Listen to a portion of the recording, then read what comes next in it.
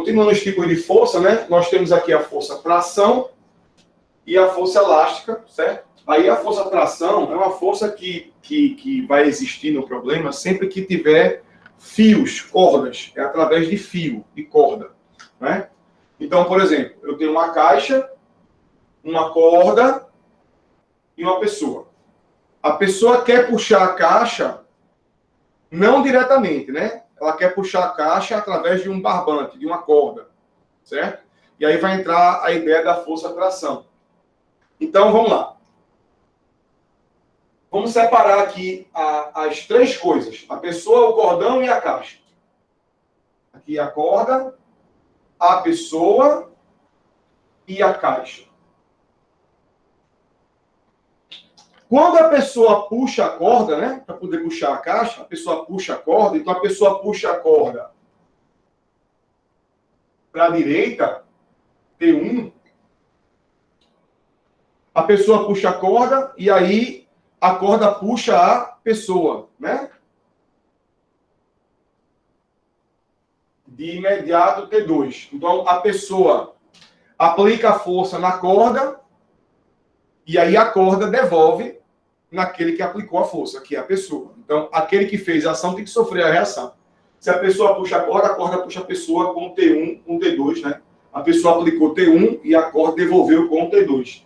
E aí vem a primeira coisa importante. O valor de T1 é igual de T2? Sim. Sim, porque é um par ação e reação. Obrigatoriamente, este valor é igual a este. Mas aí você puxa a corda. Aí a corda puxa quem? A caixa.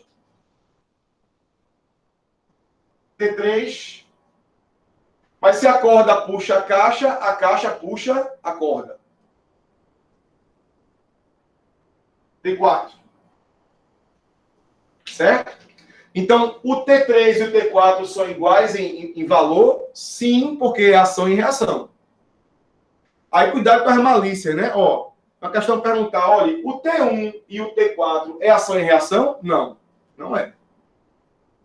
Para começar, eu não posso ter ação e reação no mesmo objeto. Não posso. Quem é ação e reação aqui? É T1 com T2 e T3 com T4. Isso é ação e reação. Certo?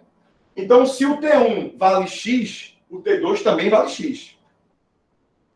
Se o T3 vale Y, o T4 vale Y, que são iguais em módulo. Agora, o valor de T1, o T1 e o T4 é ação e reação? Não, não é. Mas os valores são iguais? O T1 e o T4 são iguais? Depende. Depende do fio. Se o fio for ideal ou não ideal. Para vocês, como aqui não é um curso de física, a gente vai trabalhar só com fios ideais. O que seria um fio ideal? Massa desprezível e não estica. Porque se esticar, vira elástico.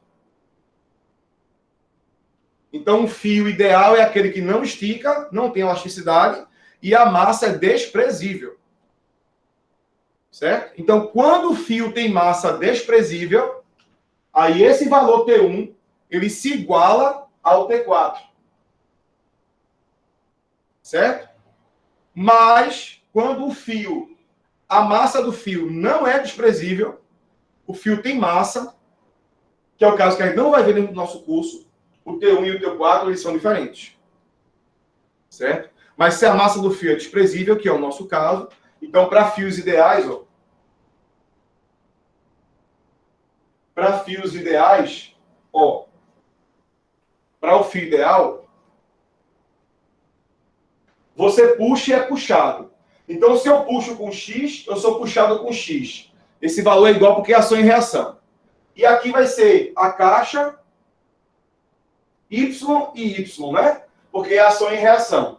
E nesse caso, o X é igual a Y, porque o fio é ideal. E nós só vamos trabalhar com fios ideais.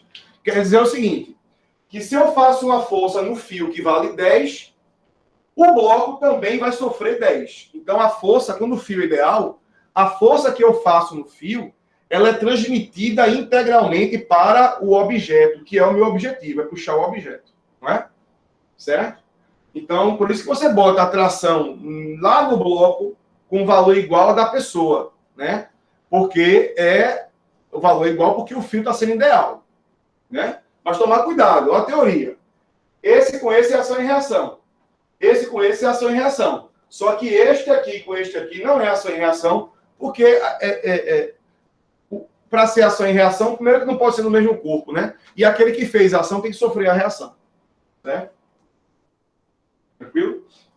E a força elástica, né? Que também é muito simples, a força elástica tem uma formulazinha para ela. Né? Mas a força elástica é o seguinte: uma mola ou um elástico, nas questões, vão ter o mesmo comportamento. A mola, ela não faz força sempre. Ela só faz força quando existe deformação da mola. Então, a mola, com seu tamanho natural, a força que a mola faz é zero. Não faz força. Então, o tamanho natural é o tamanho de relaxamento da mola. Então, nessa posição, o bloco não sofre força nenhuma. Aí, nessa posição, a gente chama de zero, né? Aqui é o zero da mola. Isso quer dizer o quê? Que a mola, aqui o tamanho dela está o tamanho normal dela. Então, ela nem está comprimida, nem está esticada. Então, a força que ela faz é zero. Não faz força. Certo? Agora, quando você deformar a mola, comprimindo a mola ou esticando a mola, aí a mola passa a atuar, né? Passa a executar uma força. Certo? Então, se você, por exemplo, estica a mola, né? Se você esticar a mola, aí a mola passa a puxar a caixa. Tomar cuidado. Olha a ação e reação. Porque se a mola puxa a caixa com a força elástica, a caixa puxa a mola. Não é? Porque é ação e reação, de mesmo valor. Certo? A mola puxa a mola puxa a caixa e a caixa puxa a mola. E se você comprimir, né? Se você comprimir,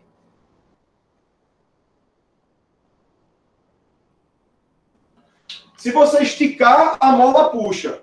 Mas se você comprimir, a mola empurra. Então a mola empurra a caixa, né? E a caixa empurra a mola, porque é ação e reação. Certo? Então vamos lá. A força-peso, que eu coloquei no começo do problema, do assunto, no vídeo passado, a força-peso tem uma equação para ela. A segunda lei de Newton é força igual a massa vezes o quê? A aceleração. Então a força-peso vai ser a massa vezes a aceleração também, só que a aceleração da gravidade. Então a força-peso, o valor da força-peso vai ser a massa vezes a gravidade. Então é a equação que eu vou usar para força-peso. A normal não tem equação própria. A normal não tem equação própria. A tração não tem equação própria.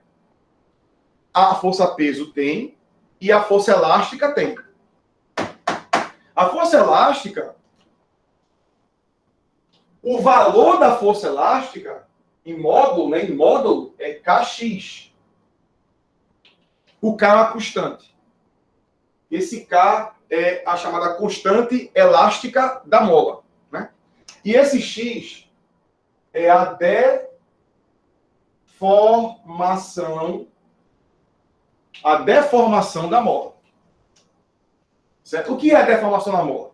É isso aqui, ó. X. X. É o quanto você estica ou o quanto você comprime. Essa fórmula está dizendo o que pra gente? Essa equação. É a lei de Hooke, né? Ela mostra o quê? Que a força é proporcional a X. Porque o K é uma constante. Esse K é chamada constante elástica da mola. Então, a força ela é proporcional a X. Isso quer dizer o quê? Que quanto maior o X, maior é a força. Então, quanto mais você estica ou comprime a mola, maior vai ser a força da mola, a força elástica. E a partir do momento que você vai voltando para o zero, né, o X vai diminuindo, então a força vai diminuindo. E ao chegar no zero, a força não existe mais. A força é zero porque o X é zero. Porque se eu chegar no zero, a deformação X não existe mais. E sem deformação, não tem força elástica.